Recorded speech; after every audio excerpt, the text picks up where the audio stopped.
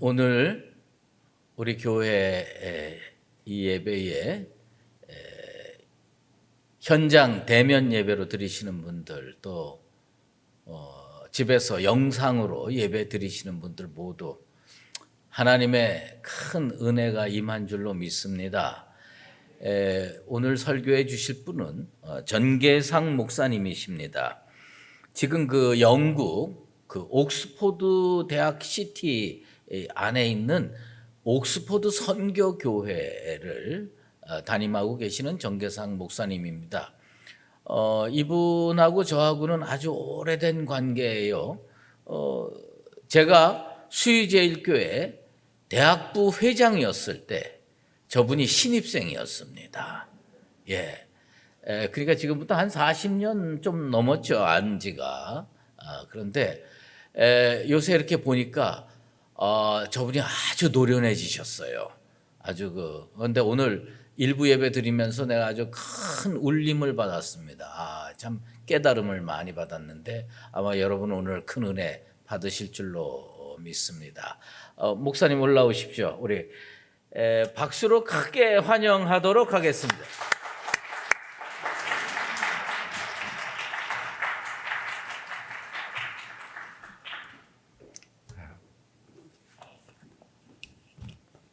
반갑습니다. 수의제일교회 정겨운 이름인데 40년 전에 은혜 받고 이제 40년이 넘어서 다시 이곳에 와서 말씀을 전하게 되니 참 너무 하나님께 감사드리고 또 초청해 주신 우리 조 목사님과 교회 여러분들께 감사드립니다. 잠시 기도하겠습니다. 살아계신 하나님, 지금도 우리 가운데 함께 하시고 천사들을 보내시며 또 우리의 기도를 들으시고 예배를 받으시고 원하시는 주님, 이 시간 함께 하심을 감사드립니다. 말씀해 주시고 깨닫고 우리 영혼이 치료되고 새롭게 되고 충만케 하옵소서.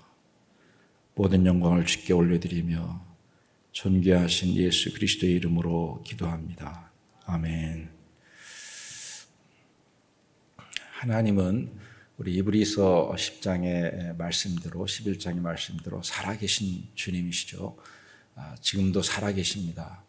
하나님이 살아계시다는 것은 전능하신 그분이 살아계시기 때문에 풀지 못할 문제가 없고 해결되지 못할 것이 없다는 뜻이죠. 근데 그분은 전능하실 뿐만 아니라 우리에게 찾아오는 자들에게 상 주시는 분이십니다. 좋은 것을 주시는 선하신 사랑으로 우리를 베푸시고 인도하시는 분이라는 뜻이죠. 그와 같은 우리 하나님을 아버지로 믿고 그렇게 모시고 살고 있는 우리들은 참으로 복된 자들입니다.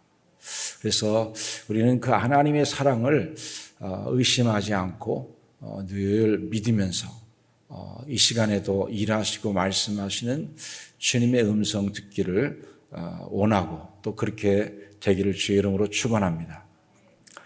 이 우주에는 모래알보다 많은 수의 별들이 있다고 합니다. 놀랍죠? 어떻게 모래알보다 많은 수가 있을까? 그러나 과학자들이 연구하고 계산해서 예측한 수는 조경해를 넘습니다. 엄청난 숫자죠. 도저히 상상하기도 힘듭니다. 그와 같은 별들이 부딪히지 않고 때로 운석이 떨어지긴 하지만 우리 하나님의 능력으로 완전한 지혜로 지금 운행하고 계신 겁니다. 이 우주에는 텅 빈 공간 같이 보이지만 그렇지 않습니다. 여기에 다 우리 시편 19편 읽으면 길이 있다고 말씀하고 있습니다. 과학자들이 나중에 발견한 것은 중력장이 있다는 것을 알게 됐죠. 유명한 아인슈타인이 길이 있다는 것을 발견한 것입니다. 그것도 최근에. 이미 성경은 그것을 기록하고 있고 모든 것을 운행하고 계시다고 말씀할 뿐 아니라 우주에 주님의 음성이 충만하다고 말씀하고 있습니다. 하나님이 계시지 않은 것이 아니라 살아계시고 지금도 일하고 계시고 우리를 돌아보시고 돌보시고 놀랍게 사랑하고 계십니다. 주님의 법대로 이루어지고 있고 주님의 말씀이 우주를 통치하고 있고 특별히 우리들을 구원하고 계십니다. 우리들은 그 중에서도 예수님을 알게 되고 구원받고 새 생명을 누리면서 성령께서 성전 삼으신 상태로 놀랍게 살아가고 있는 존재들입니다. 아멘 안 하시네요? 성령께서 함께 하시다는 것은 너무나 놀라운 거죠. 너무나 놀라운 거예요. 우리 옆에 계시는 부모님들, 또 자녀들, 친구들, 가족들, 특별히 가족들, 살아있다는 게 얼마나 놀라운 것입니까? 그러나 그 놀라운 친밀한 관계를 주신 이 가족들이라도 관계가 틀어지기 시작하면은 옆에 살면서도 교제하지 않는 그런 안 좋은 일이 벌어질 수 있지요. 우리 주님은 우리를 성전 삼으시고 우리에게 말씀하시고 탄식하면서 우리를 위해 기도하시는 분이십니다. 보좌 우편에서도 우리를 위해 기도하시고 성령께서도 탄식하며 기도하시고 우리가 궁극적으로 영원한 생명을 누리면서 부활의 몸을 얻도록 그렇게 구원받은 우리를 위해서 탄식하는 겁니다. 우리가 아직 온전하지 못하기 때문이죠. 지금도 주님은 말씀하시고 원하시고 우리가 듣기를 원하십니다. 오늘 이 본문을 통해서 주님의 뜻을 다시 한번 되새기면서 이 시간 우리에게 말씀하시는 것은 무엇인가 그걸 잘 깨닫고 깨달음으로 우리 믿음이 성장하고 또 주님과의 교제가 깊어지면서 그래서 풍성한 꼴을 다 먹으시고 누리시기를 주의 이름으로 축원합니다. 우리 신앙의 핵심은 결국 주님을 만나는 거죠. 주님과 교제하는 겁니다. 살아있는 교제를 하는 것입니다. 믿음은 무엇입니까? 히브리서 11장 1절에 우리가 바라는 것의 실상이다 이렇게 말합니다. 정확히 번역하면 바라는 것의 실체다 하는 거예요. 그림자가 아니라 형식이 아니라 실체를 말하는 거예요. 우리가 참으로 바라는 건 무엇입니까? 사망에서 구원받기를 바라고 천국을 바라고 영원한 생명을 바라고 참된 기쁨을 바라고 그 모든 것의 출처요 근원이신 우리 예수 그리스도를 사실은 우리는 다 바라고 있습니다. 주님의 생명을 받은 자들은 끊임없이 주님을 만나기 원합니다. 내 겉사람은 원치 않더라도 내 속에 있는 그 생명은 주님을 계속 향해 나가는 것입니다. 마치 어린아이가 어머니를 찾는 것과 비슷합니다. 어린이 되면 어떻습니까? 고향을 찾죠. 다시 친구들을 그리워하고 가족을 그리워하고 그 옛날 내가 사랑받던 그 장소를 찾는 것입니다. 사랑받았던 장소. 한국에 오면 저는 예전에 수유제일교회 있던 그 장소를 찾아가요. 왜냐하면 거기서 하나님의 사랑을 받았기 때문이죠. 물론 눈에 보이는 장소가 다는 아니지만 제가 육체를 갖고 있는 이상 그 과거의 역사적인 기록들을 무시할 수가 없죠. 그래서 그 자리에 다시 가보는 겁니다.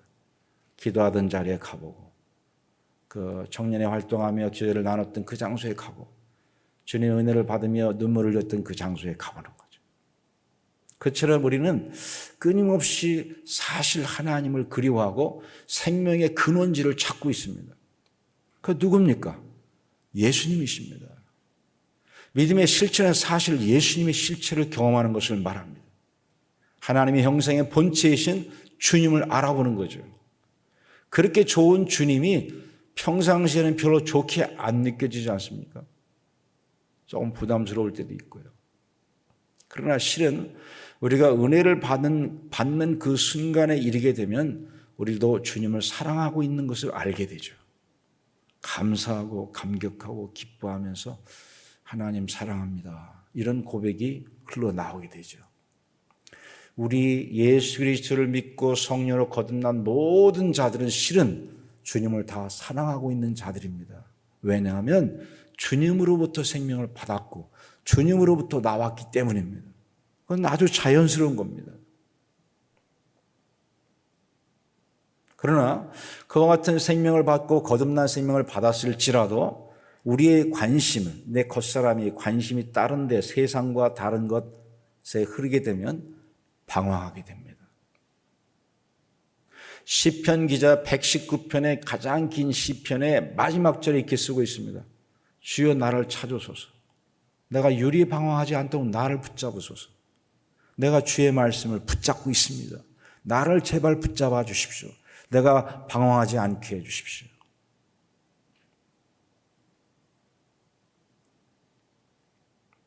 그래도 주님을 알기 때문에 하는 말이죠. 우리가 생명 얻었어도 우리는 늘 세상의 유혹에 접하고 있습니다. 우리 육체를 통해서 세상과 접하고 있어요. 우리가 정신을 차리지 않으면, 잘 듣고 깨닫고 주님을 향해 가지 못하면 우리도 떠내려가게 되고 잃게 됩니다. 좋은 생명의 기회, 은혜의 기회들을 놓치게 됩니다. 그냥 가만히 내가 은혜 받을 때나 받고 안 받으면 말고 그런 입장이 아닙니다. 오늘 본문의 말씀을 통해서 우리 영혼이 새롭게 되기를 주의 이름으로 축원합니다. 주님께서 우리가 잘 아는 씨 뿌리는 자의 비유를 말씀하셨어요. 그러나 아무도 알아듣지 못했습니다. 최소한 성경의 기록상 그렇게 되어 있어요. 주님이 말씀하시고 더 이상 설명하지 않으셨습니다. 홀로 계실 때 주의 12제자뿐만 아니라 함께 하던 무리들, 즉 제자들이죠. 넓게 말하면 제자들이 주님께 찾아와서 물어봤습니다. 주님, 이 비유의 뜻을 알려주십시오. 주님께서 기다리시던 바였습니다. 주님이 원하시던 바였어요. 이 비유의 마지막에 뭐라고 써 있습니까? 들을 귀 있는 자는 들으라. 즉 귀가 있다면 들으라. 귀는 들으라고 있는 것이죠. 그러니까 잘 듣고 깨달으라. 우리 다른 이 동일한 이 비유가 약간씩 다르게 표현되어 있는데 마태복음에서는 듣고 받고 인내하여 결실하라. 결론이 그렇습니다. 누가복음은 착하고 선한 마음으로 받아서 결실한다 이렇게 써 있습니다. 여기는 단순하게 받아서 결실한다 이렇게 써 있어요. 단순히 받는 것도 실은 그 모든 걸 다 포함하는 거죠. 믿음으로 깨닫고 받는 것을 다 포함하는 거예요. 주님께서 그 비유를 말씀하신 뜻은 무엇입니까? 결국 그 비유의 말씀을 잘 깨닫고 은혜 받아서 열매를 맺으라. 풍성한 삶을 누리라. 하나님의 자녀의 축복을 누리면서 이 땅에서 기쁘게 승리하면서 이기는 자로 살고 아비와 같이 창조주 하나님의 입장을 좀 깨닫고 그러면서 살아라. 그래서 마지막에 무성한 큰 나무가 되어서 새와 같이 왔다가 그냥 지나가는, 심지어 유다같이 왔다가 배반하고 떠나가는 사람들까지도 품을 수 있는 그런 장성한 분량까지 가보라고 우리에게 말씀하고 계신 것이죠. 근데 왜 주님은 이 비유를 알 수 없게 그렇게 하셨을까요? 사실 비유의 내용을 보면은 이 땅의 이야기를 하고 있습니다. 웬만하면 다 농사 짓는 이야기니까 알고 있는 거예요. 어지간히 알아요. 근데 왜 이런 말씀 하셨는지 잘 몰라요.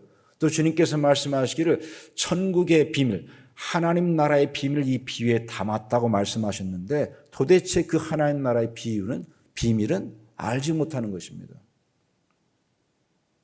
주님께서 이렇게 비유를 말씀하신 것은 무엇이에요? 우리가 열매를 맺도록 깨닫도록 진리를 참으로 아는 참된 믿음의 사람이 되기를 바라시는 것입니다. 거기에 다른 이의가 없어요. 그런데 왜 그러면 그걸 드러내시지 왜 이렇게 비유로 숨겨서 말씀하시는가입니다. 1차적으로 여기는 궁극적으로 동일한 목적인데 참된 믿음의 사람을 주님께서 이끄시기 원하시기 때문입니다. 참된 믿음을 주시기 원하셨기 때문이에요. 그러나 그 현상으로 보면 참된 믿음, 즉 듣는 마음이 없는 사람들은 주님을 결국 멀어지게 되고 떠나게 됩니다. 자연스럽게 분리시키는 거예요. 바다와 물과 땅을 분리시키듯이 빛과 어둠을 분리시키듯이 자연스럽게 분리시키게 됩니다. 일부러 밀어보내는 것이 아니라 아주 자연스럽게. 그리고 이렇게 듣는 마음이 있는 사람은 아직 깨닫지 못해도 주님을 믿고 따르는 마음이 있기 때문에 주님을 찾아오게 되는 것이죠. 바로 그것을 기다리고 있는 것입니다. 주님을 찾아오라고. 듣는 자세를 가지라고.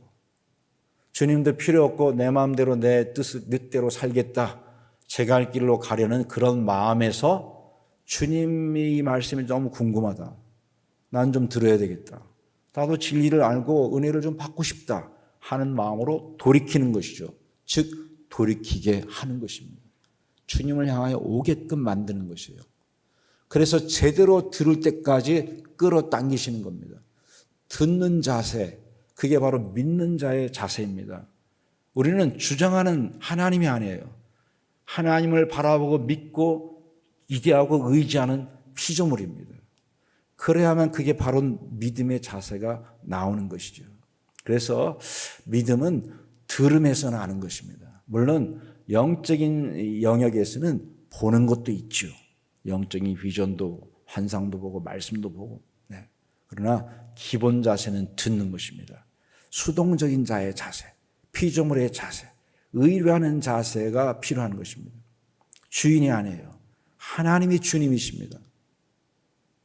자, 이렇게 해서 주님께서 이끄시는데, 자, 이렇게 말씀하시면서 주님께서 경고하시기를 잘 들으라고 하십니다. 진리를 잘 깨닫고 믿음이 자라도록 잘 들으라. 그러면 믿음을 더 받게 될 것이다. 은혜를 더 받게 될 것이다. 생명의 꿀을 더 많이 먹게 될 것이다. 그러나 만약 그렇지 못한다면 주님께서 지금 말씀하시고 우주를 운행하시고 우리의 구원의 길을 이끄시고 계시는데 그 말씀을 깨닫지 못하고 때를 맞추지 못하고 주님을 따라가지 못하면 손해를 보게 될 것이다.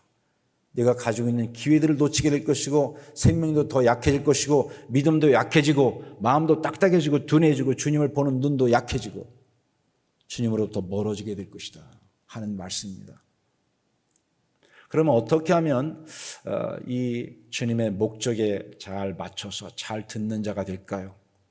이미 본 대로 주님께 모르면 나아가면 됩니다. 주님께 나아가면 돼요. 어떻게 나가죠? 우리가 잘 아는 대로 말씀 읽으면서 예배를 생명과 같이 지키면서 또 우리의 아픔과 고통과 소원과 주님을 만나고 싶은 소망을 가지고 주님 앞에 기도하면서 주님께 나아가면 됩니다. 그래서 성경 읽기도 성실하게 하고 또 기도도 성실하게 최대한 참여하고 자 이렇게 할 때 그것을 할 때 우리의 영적인 이 마음의 태도가 중요합니다.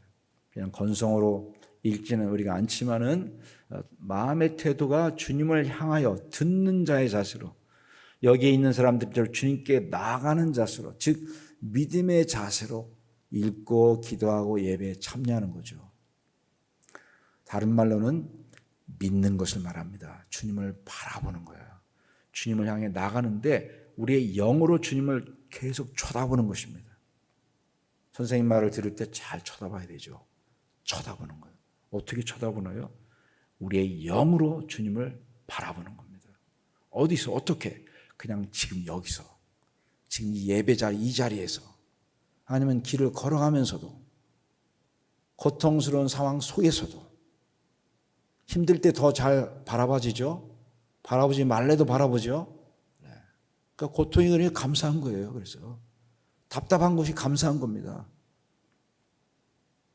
그냥 아무 브레이크도 없이 답답하지 않고 시원하게 자전거가 막 절벽 아랫길로 내려가면 아주 위험한 것입니다. 위험한 거예요. 나를 괴롭게 하고 시비 거는 사람이 있는 것이 감사한 겁니다. 주님을 더 의지할 수 있으니까요. 주님을 바라볼 수 있으니까요. 영으로 주님을 바라보고 주님께 시선을 고정하고 주님을 깊이 생각하면서 믿는 것입니다. 이것이 바로 믿는 거예요. 마치 심겨진 나무처럼 아무 일도 안 하고 움직일 수 없죠. 나무는 움직이지 못해요. 그러나 내면에서는 탄소 동화작용, 광합성 작용이 벌어지고 있습니다. 광합성, 놀라운 것이죠. 빛과 공기 그리고 물 가지고 놀라운 엽록소를 만들어냅니다. 우리에게 산소 공급해주고요. 생명을 만들어내요. 그게 바로 무엇입니까? 우리가 믿는 것입니다. 좀 더 구체적으로 말하면 묵상하는 겁니다. 묵상. 주님께 나아가고 기도하고 말씀을 받고 빛의 말씀을 받고 물의 말씀을 받고 성령의 바람 같은 소리를 들으면서 그 속에서 믿는 것입니다. 반응하는 것입니다. 믿음으로 지키는 거예요. 주님을 바라보는 것입니다. 이게 영적인 활동인데 그게 바로 믿음입니다. 주님을 향하는 마음. 젊은이들이 서로 연애할 때 뭐 합니까? 서로를 바라보는 거죠. 기대하는 겁니다. 부모와 자식 간에 뭐 하는 거예요? 특별히 자식들이 부모님의 사랑을 굳게 믿죠. 어린아이일수록 굳게 믿습니다. 의심하지 않습니다. 웬만하면 의심하지 않아요. 그리고 기대하죠. 잘해줄 것을 기대해요. 그와 같이 내면의 믿음의 활동을 하는 것입니다. 그것이 주님께 가까이 나아가는 방법입니다. 그래서 주님이 믿으라고 하잖아요. 믿으라. 제자들을 키우시면서 딱 한 가지 주님이 야단치시는 것이 있습니다. 왜 그렇게 더디 믿느냐? 왜 이렇게 마음이 딱딱해졌어? 그것입니다.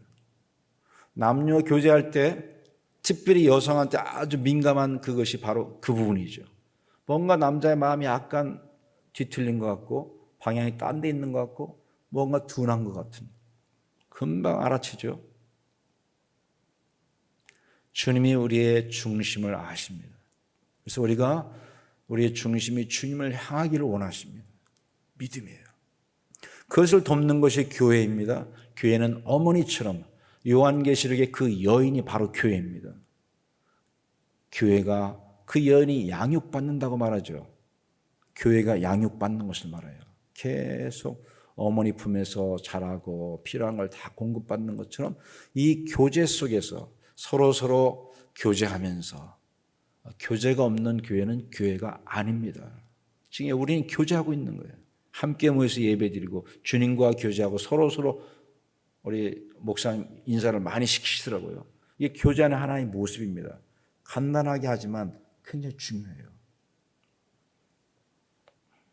이러는 가운데 우리는 그 속에서 주의 말씀을 또 듣는 것이죠. 말씀을 또 먹습니다. 마십니다. 그러면서 이 우리 속의 영혼, 새 생명, 거듭난 새 생명, 성령과 하는 그 영이 점점 자라면서 우리의 겉마음, 마음, 감정, 생각, 의지까지도 거룩하게 변화시키는 과정 속에 우리가 살고 있습니다. 그런데 이렇게 노력을 해도 또 기도하기가 힘들고 그럴 때가 있죠. 기도가 의무가 되고 아주 피곤한 일이 될 때가 있어요. 말씀 읽는 것도 너무 답답하고 드라이하고.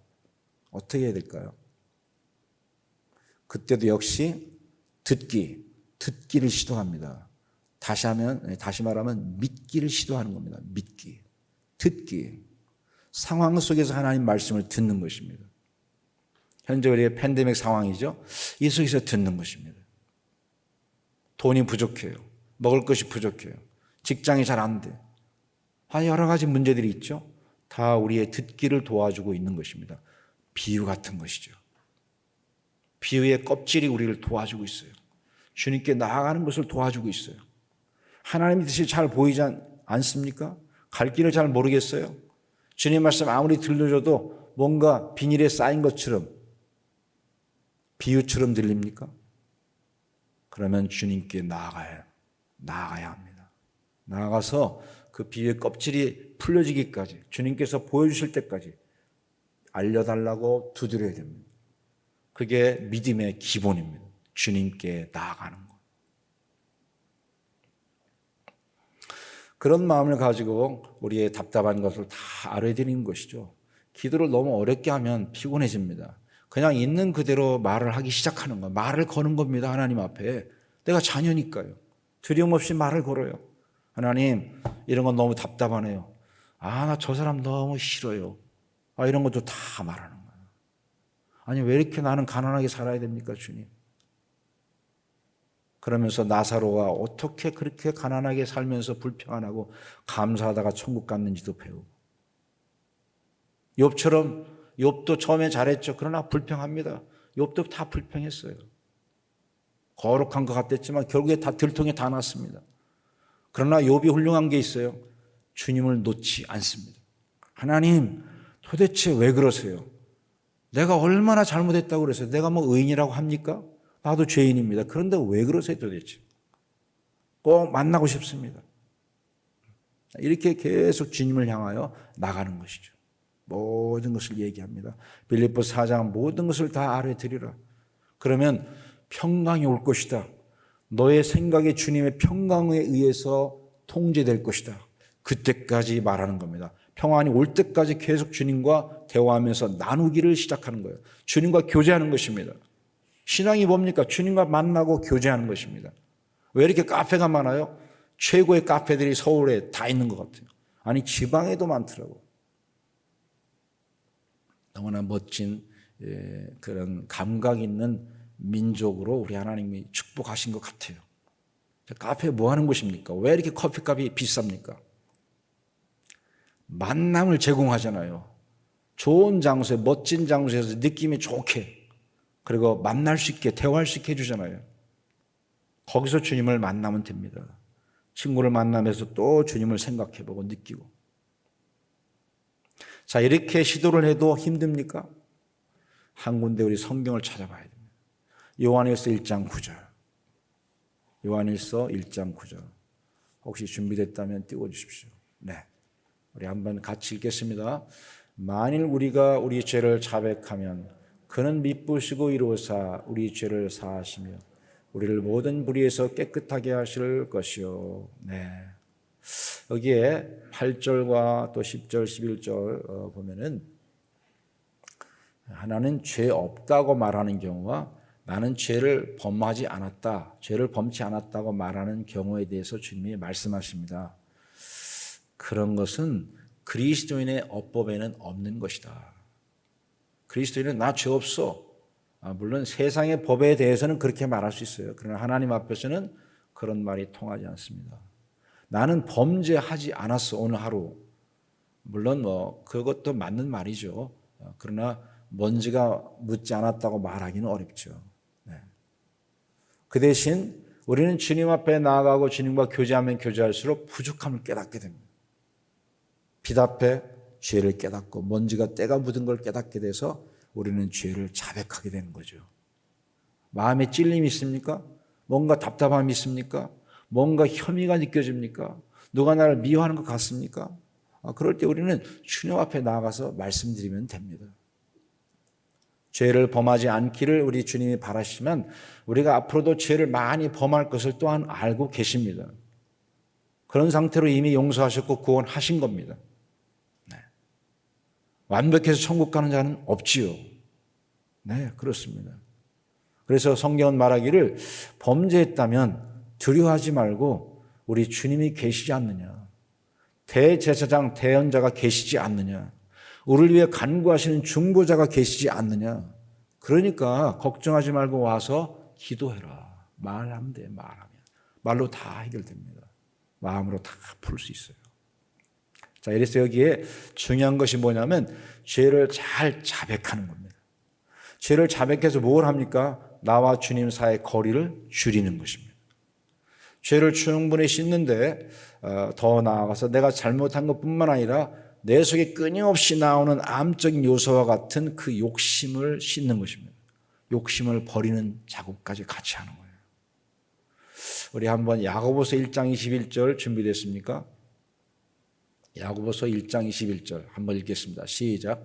그러므로 모든 더러운 것과 넘치는 악을 내버리고 너의 영혼을 능히 구원할 바 마음에 심어진 말씀을 온유함으로 받으라. 우리 예수 그리스도를 믿는 사람들은 이미 말씀을 받은 자들이죠. 말씀 곧 영이요 생명이다. 주님이 요한복음 6장에 말씀하십니다. 내 말이 곧 영이요 곧 생명이다. 그래서 예수 그리스도를 믿을 때 우리는 말씀을 듣고 믿죠. 예수님 자체가 말씀이시고 주님이 하신 말씀, 약속들을 믿으면서 생명을 얻은 것입니다. 영을 받은 것입니다. 영이 살아나는 것입니다. 그래서 주님과 함께 교제하는 사람들이 됐고 성령께서 오셨기 때문에 성령께서 내주하는 그런 새 생명의 삶을 살고 있습니다. 그런데도 우리가 세상을 바라보고 내 욕심을 펼치게 되면 때가 묻어서 주님의 말씀이 들려오지 않습니다. 그래서 죄를 자백하고 넘치는 욕심과 악을 버리는 작업들을 하는 거죠. 그게 바로 기도요. 그게 바로 고백입니다. 고백하고 죄를 버리고 또 버리고. 버리기 싫어요? 버리기 싫을 때는 이렇게 하면 됩니다. 하나님, 제가 욕심이 많네요. 이렇게 하면 돼요. 그냥 나를 인정해. 여기 때가 묻었네요. 여기 아프네요. 아픈 거를 의사한테 갖다 들이대면 됩니다. 그 의사가 알아서 치료해 줍니다. 우리 주님께 내가 욕심이 엄청 많습니다. 주님. 내가 자랑이 심하네요. 나도 사람들 앞에 인기 있고 싶으네요. 내가 많이 교만해졌네요, 주님. 이상하게 너무 답답합니다. 기름기 있는 음식을 너무 먹은 것처럼 내 영혼이 너무 답답합니다. 하나도 들리지 않습니다. 이렇게 하소연하면 됩니다. 이렇게 하소연하면서 계속 기도하다 보면 점점점 죄를 버리고 싶은 마음이 생길 겁니다. 주님이 씻어주거든요. 그래서 말끔하게 씻게 되면 어떤 일이 벌어질까요? 주님이 나의 주님이 되십니다. 그리고 주님은 너무 좋게 됩니다. 마음의 평화가 임합니다. 거기까지 계속 가는 거예요.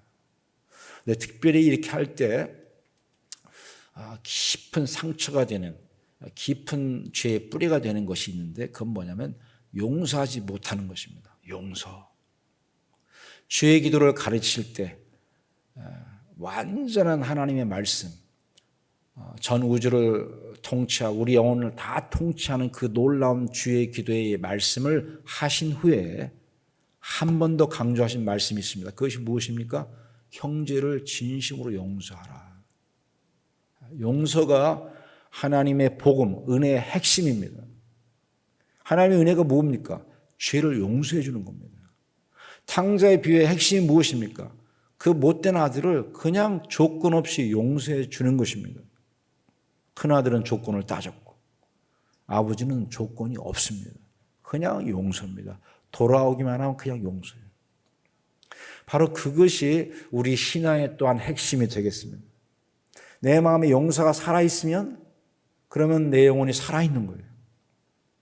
하나님과 관계가 바른 것이고 이웃과의 관계가 바른 것이고 영혼을 불쌍히 여기는 마음이 있는 것입니다. 마음에 평화가 있고 그래서 들을 수 있는 귀가 잘 준비되는 것입니다.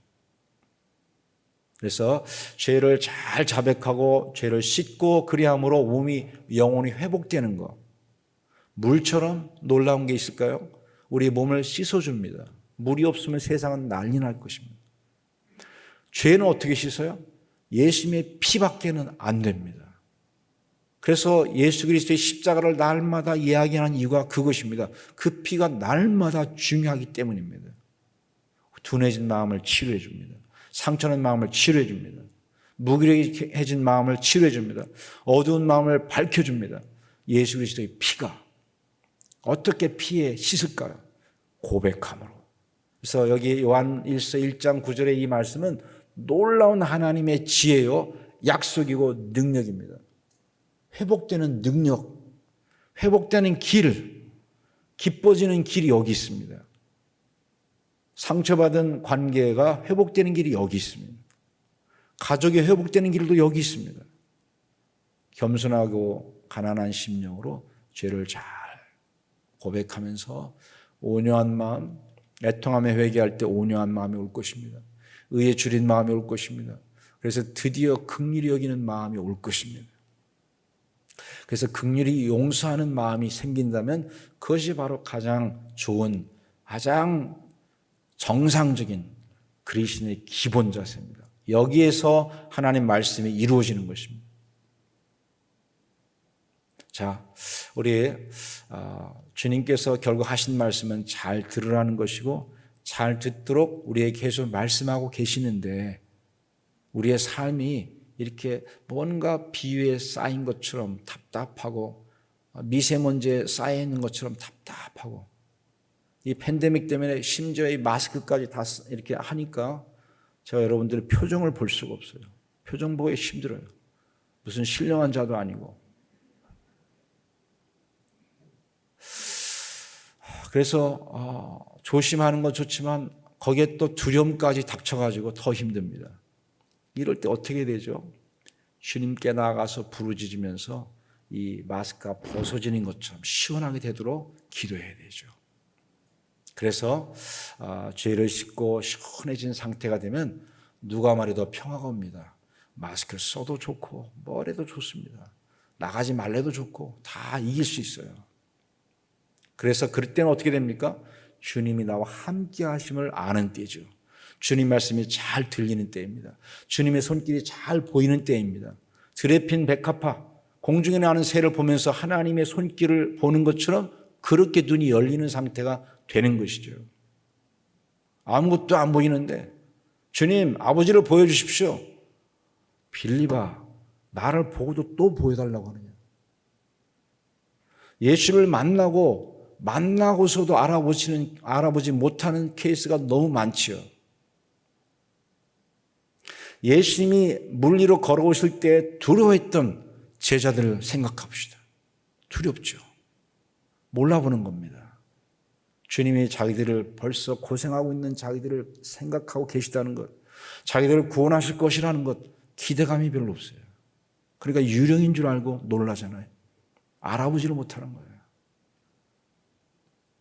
시험같이 어려움처럼 뭔가 섭섭한 모습으로 우리가 섭섭하게 하는 것처럼 주님께서 말씀하시고 상황이 그렇게 바뀔 때 우린 비위의 상황을 경험하고 있는 것입니다.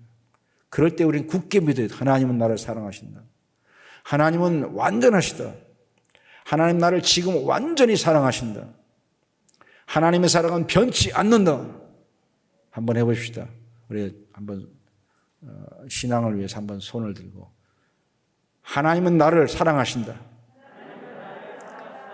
하나님은 완전하시다. 하나님이 하실 것이다. 하나님이 이루신다. 하나님의 뜻대로 된다. 아멘. 예. 우리 힘들 때 나는 못하지만 하나님은 하신다. 하나님이 하셔. 하나님이 하셔. 믿음으로 선포하시기 바랍니다. 어느새 힘이 날 거예요. 예, 상황이 역전될 것입니다. 영적인 상황이 역전되는 거예요. 우리는 자꾸 눈에 보는 거, 귀에 들리는 것을 의지하고 있어요. 그러니까 주님의 음성이 안 들리고 주님의 손길이 안 보이는 겁니다. 왜? 육체를 사용하니까. 영으로 믿어야 되는데. 그래서 주님께서 비유의 상황을 주시는 겁니다. 삶이 비유 같습니까? 부르짖어서 그 비유의 껍질을 찢어야 돼요. 자, 그런데 우리가 오늘 읽은 본문 중에는 이 백부장의 이야기가 있습니다. 이 사람의 듣기는 아주 훌륭해요. 그래서 주님의 칭찬을 받았습니다. 백부장이 사랑하는 종이 병들어 죽을 지경이 됐습니다. 그의 노예인데 그가 그를 참 지극히 사랑해서 그를 위해서 심부름을 합니다. 가버나움의 장로들을 불러다가 내가 직접 이방인으로서 나가는 것도 좀 그렇고 그러니 좀 날 대신해서 좀 부탁 좀 드려주십시오. 그래서 예수님이 그 부탁을 듣고 순순히 선한 뜻으로 거부하지 않고 네가 뭔데 나를 오라가라 말하는 거야. 네가 로마 백부장이면 다냐. 그러지 않고 주님께서 겸손하게 백부장의 집에 가까이 오셨을 때 그때 이 백부장이 돌연 자기 친구들을 보내서 오시지 말라고 부탁합니다. 주님이 내 지붕 아래, 나의 집에 아래에 오는 것 난 도저히 감당할 수 없습니다. 내가 뭔데 주님을 오라고 말할 자격은 없습니다. 그걸 깨달았어요. 주님의 대주제이심을, 하나님이 주인이신 것을 깨달은 거죠. 그리고 말하기를 그러니 나는 감히 주 앞에 나갈 자격도 없는 의롭지 못한 자격이 없는 자임을 알았습니다. 즉 죄인임을 알았다는 뜻이에요. 죄인임을 알았어요. 그래서 감히 나가지 못하겠습니다. 놀라운 겸손이죠. 이거를 잘못 받아들이면 뭐 빈말 아닌가?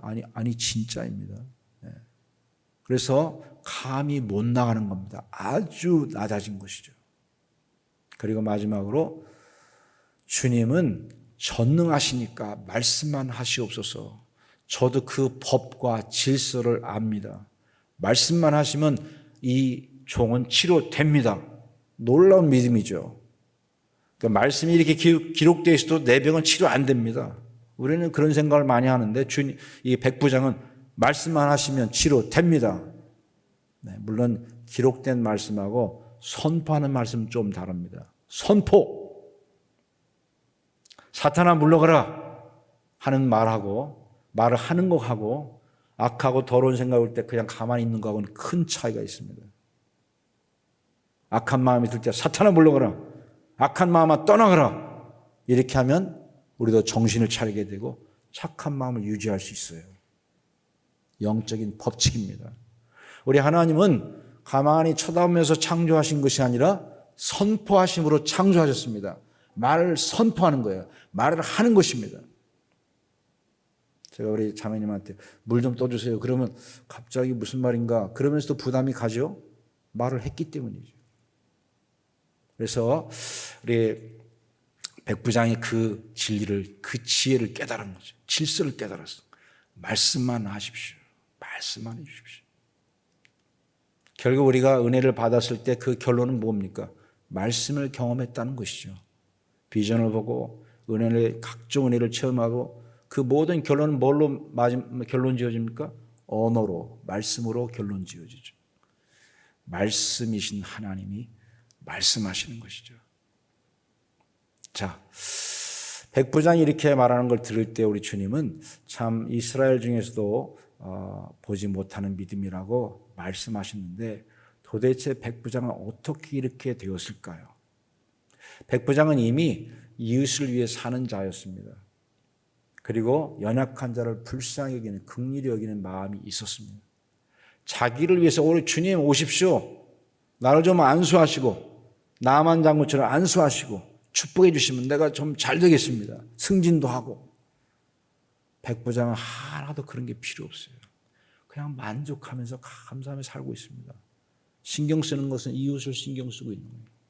그게 더 좋아서, 그게 만족스러워서 그렇게 사는 것이죠. 겉의 모습을 막 추구하는 것이 아니었어요. 그래도 이미 넉넉하죠, 물론. 자, 그런데 그가 주님이 오실 때 돌연 깨닫게 된 것입니다. 아, 우리 주님이 하나님이시라는 것을 알게 된 것입니다. 아무도 안 가르쳐 줬거든요. 바로 여기에 주님이 칭찬하신 바가 있어요. 아무도 안 가르쳐 줬거든요. 근데 한 가지 도와주신 것은 있습니다. 우리 주님께서 한 가지 하신 일은 있어요. 그건 뭐냐면 백부장의 요청에 응답하신 겁니다. 걸어가 주신 거예요. 그게 누굽니까, 그분이? 그분은 창조주 하나님, 영존하신 아버지, 영원하신 하나님, 창조주 하나님, 창세기 1장부터 처음부터 말씀하신 하나님이십니다. 그 하나님이 지금 걸어가시는 겁니다. 창조주가 걸어가는 거예요. 비유 같은 몸으로 육체로 쌓여진 이 하나님이 걸어가시는 거예요. 사람이 아니었어요. 그것을 갑자기 깨달은 겁니다. 물론 은혜죠. 은혜의 빛을 감지하는 것입니다. 그 소리를 들은 것이에요. 그것을 본 것이죠. 즉 믿음이 좋다 이 말입니다. 그 믿음이 칭찬을 받았어요. 백부장은 그 바로 믿음의 실체를 알아본 것입니다. 히브리서 11장 1절 한번 볼까요? 혹시 준비되어 있으면? 네, 괜찮습니다. 믿음은 바라는 것의 실상, 번역을 좀 더 정확히 하면 실체, substance라는 거예요. 실체라는 거예요. 우리 실제를 좋아하죠? 정말 만져볼 수 있는 그거, 실체, 우리가 바라는 우리 주님, 영원한 생명의 주, 영원한 빛, 사랑, 그 그리움의 대상, 우리 주님의 실체를 본 것입니다. 보고 어떻게 했어요? 말했죠. 당신은 하나님, 존귀하신 하나님, 거룩하신 주, 나 같은 불의한 자가 감히 함께 할 수 없는, 그리고 그분은 전능하신 분, 말씀하시면 그대로 되는 분이라는 것을 깨달은 겁니다. 아무도 안 가르쳐 줬는데. 이사야는 성전에서 특별한 비전을 받습니다. 그래서 깨달았습니다. 베드로는 물고기를 많이 잡다가 깨달았어요. 많이 잡을 때는 아마 좋았겠죠. 내가 주님 말씀, 선생님 말씀 잘 듣고 착하게 행동했더니만 이렇게 놀라운 축복을 받았구나. 그때 좋았겠죠. 너무 많아서 배가 가라앉게 생겼어요. 친구의 배를 불렀습니다. 2배 나눴는데 웬걸 다시 배가 가라앉습니다. 축복을 받다가 망하게 생겼어요. 그 순간 깨닫습니다. 무릎을 꿇고 주여 나를 떠나소서 나는 죄인이로소이다. 주님이 놀라운 능력을 행하실 때 그분의 능력과 함께 빛이 비치는 거예요. 주님의 존재가 드러나는 것입니다. 그래서 제자들은 끊임없이 자꾸 놀라는 것입니다. 놀랐다가 안 놀랐다가 놀랐다가 주님이신가 보다 했다가 금방 또 인간 취급하고 주님 여기는 빈들이니까 먹을 것이 없잖아요. 그냥 보내세요. 우리 못합니다. 주님도 못하실 겁니다. 네. 주님 썩은 냄새 나는데 왜 무슨 이런 요구를 하십니까? 냄새 나요. 뭐 하시려고 그래요 지금? 믿지 못하죠. 주님을 자꾸 육체로 생각하는 거예요. 육체. 주님 말씀이 있지만 전적으로 나를 다 아신다고 믿지 않을 때가 많죠. 한번 해봅시다. 나의 하나님은, 나의 예수님은, 나의 성령님은 나를 아신다. 내가 좋아하는 것, 싫어하는 것도 아시고 나의 연약함을 아시고 나의 소원도 다 아신다. 나는 어린아이처럼 아버지의 사랑을 믿는다. 그거죠. 주님이 나를 아셔. 이런 말만 자꾸 고백해도요, 큰 은혜가 옵니다. 마음이 치료됩니다. 몸까지 치료됩니다. 주님의 빛을 받는 거예요. 우리 생각이 달라져야 됩니다. 인간의 생각으로 읽으면 답답할 수밖에 없어요. 인간의 생각을 읽는 것은 마치 이 망원경을 여기다 끼는 것과 비슷합니다. 오히려 더 답답하게 만드는 거예요. 망원경을 끼고 물속에 들어가서 성경 읽으려고 하는 것과 비슷한 거예요. 답답한 것입니다. 그러지 말고 주님의 안경을 써야 됩니다. 주님이 말씀하신 그대로 믿어야 합니다. 믿음의 시각을 가져야 됩니다. 주님이 그렇다면 그런 줄 아는 겁니다. 못 느껴도 괜찮습니다. 그대로 믿는 거예요. 말씀 그대로. 이 백부장이 그걸 실체로 깨닫는 거예요. 깨닫고서 말하기를 주여 주는 하나님, 거룩하신 하나님, 전능자라고 고백함으로 그가 실체를 경험한 것을 증거한 것입니다. 즉 믿음의 증거. 보지 못하는 게 증거가 나타난 거예요. 딴 사람은 못 봤죠? 백부장은 봤습니다. 백부장은 체험했습니다. 그래서 믿음의 고백을 합니다. 그게 바로 증거입니다. 그 믿음이 증거를 보여주는 거예요. 주님은 살아계시고 나를 사랑합니다. 우리 한 번 더 합시다. 주님은 나를 사랑하신다. 놀랍게, 감격적으로 나를 사랑하신다. 꽃을 보고 놀라죠. 할머니, 할아버지들도 서로 사랑하면 너무 서로 놀랍게 사랑하게 되면 감격 속에 삽니다. 할머니, 할아버지도 감격 속에 살 수 있어요. 그러나 젊은이들도 그렇게 감격을 할 만한 조건을 다 갖췄는데도 서로 미워하게 되면 지옥 생활합니다. 네. 뭐 젊어봤자 아무 소용없어요. 늙어도 괜찮습니다. 사랑하면 살아납니다. 우리 하나님이 살아가시고 살아계시고 우리를 사랑하시는 것을 굳게 믿으시면서 어려운 팬데믹 속에서 우리 하나님이 원하시는 그 말씀을 우리 듣기 원합니다. 뒤로 물러가지 말라. 여기 팬데믹 지금 놀라운 시간이 왔습니다. 지금 다 갈라지고 있어요. 여러분 여기서 약해지면 떠나가는 겁니다. 예배가 쉽다고 생각하면 안 됩니다. 이럴수록 더 주님 앞에 나아가야 합니다. 마지막 때가 되면 이사야 59장이 58장을 지나서 59장으로 가면 더 이상 기회가 없습니다. 다니엘서의 막바지에 가면 더 이상 선한 자가 악한 자가 되지 못하고 악한 자가 선한 자가 되지 못합니다. 그냥 선한 자는 계속 선한 길로 가고 악한 자는 이제 계속 악한 길로 가는 시대가 옵니다. 지금은 그런 시대가 가까이 왔는지도 모르겠습니다. 깨어 있으시기 바랍니다. 우리 잘 들으십시다. 이 시간 함께 말씀을 생각하면서 우리 하나님 앞에 기도합시다. 하나님은 가까이 들으십니다. 하나님은 좀 늦게 응답하시는 것 같은데 그게 우리한테는 가장 적당한 시간입니다. 아무 염려하지 말고 우리 하나님께 기도하십시다. 다 함께 동성으로 기도하겠습니다. 하나님 감사합니다. 아버지 하나님, 우리 영혼을 씻어주시고 일깨워주시고 우리의 답답한 마음들 다 주님께서 밝게 해주시고 우리의 마음에 할례받게 하셔서 시원하게 주의 말씀을 듣게 하시고 주님의 빛을 보게 하시고 주님의 실체를 경험하게 하옵소서. 하나님 감사합니다.